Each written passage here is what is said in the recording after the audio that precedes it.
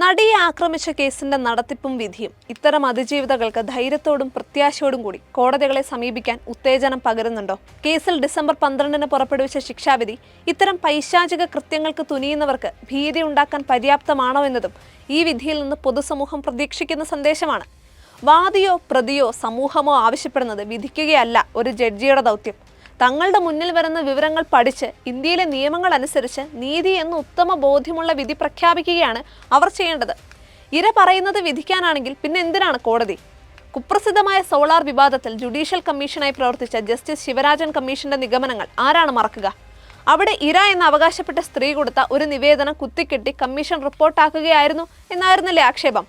അതുകൊണ്ട് ഈ കേസിലും ഇര ആവശ്യപ്പെട്ടതുപോലെ വിധി വന്നോ എന്നത് വലിയ വിഷയമാവരുതാത്തതാണ്. എന്നാൽ അവർക്ക് നീതി കിട്ടിയോ എന്നത് വലിയ വിഷയം തന്നെയാണ്. പ്രതികൾക്ക് വല്ലാത്ത കരുണ ലഭിച്ചോ എന്നതും വിഷയമാണ്. അതാണ് സമൂഹത്തെ അസ്വസ്ഥരാക്കുന്നതും. ഈ മാസം 8-ന് പ്രഖ്യാപിച്ച വിധിയും തുടർന്ന് 12-ന് പ്രഖ്യാപിച്ച ശിക്ഷാവിധിയും ആർക്കും എന്തും പറയാവുന്ന സോഷ്യൽ മീഡിയയിൽ വല്ലാതെ ചർച്ച ചെയ്യപ്പെടുന്നു. വിധി പ്രഖ്യാപിച്ച ജഡ്ജിയും കുടുംബവും കേസ് അന്വേഷിച്ച പോലീസും 8-ാം പ്രതിയുടെ മുൻ ഭാര്യയും വരെ ഇവിടെ വല്ലാതെ വിചാരണ ചെയ്യപ്പെടുന്നുണ്ട്.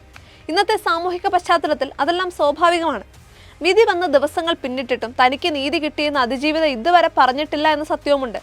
നീതിക്ക് വേണ്ടി അവർക്ക് എന്തുമാത്രം കടമ്പകളാണ് കടക്കേണ്ടി വന്നത്. രാഷ്ട്രപതിയെ വരെ സമീപിക്കേണ്ടി വന്നു.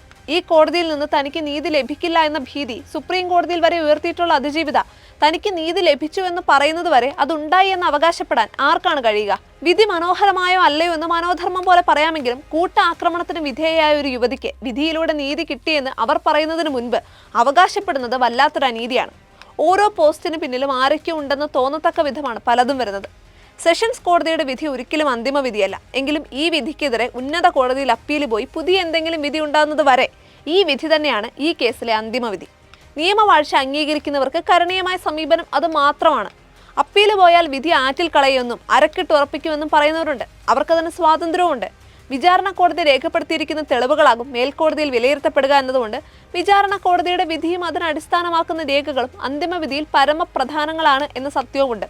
ജില്ലാ ജഡ്ജിക്ക് ഹൈക്കോടതി ജഡ്ജിമാരെ പോലെ ഒരു കേസ് പരിഗണിക്കുന്നതിൽ നിന്ന് സ്വയം പിന്മാറാനാകില്ല എന്നത് സത്യമാണ്. ഇവിടെ ജഡ്ജിയിൽ അവിശ്വാസം പ്രകടിപ്പിച്ച് ഇര സുപ്രീം കോടതിയെ വരെ സമീപിച്ചിട്ടും ജഡ്ജിയെ മാറ്റിയതുമില്ല. എന്നാൽ പ്രതിക്ക് വിശ്വാസമില്ലാത്തതുകൊണ്ട് തന്നെ ചുമതലയിൽ നിന്ന് മാറ്റണമെന്ന് ഹൈക്കോടതിയോട് ജഡ്ജിക്ക് അപേക്ഷിക്കാവുന്നതാണ്. അത്തരം ഒരു സമീപനം കോടതിയിൽ നിന്നുണ്ടായതായി അറിയില്ല.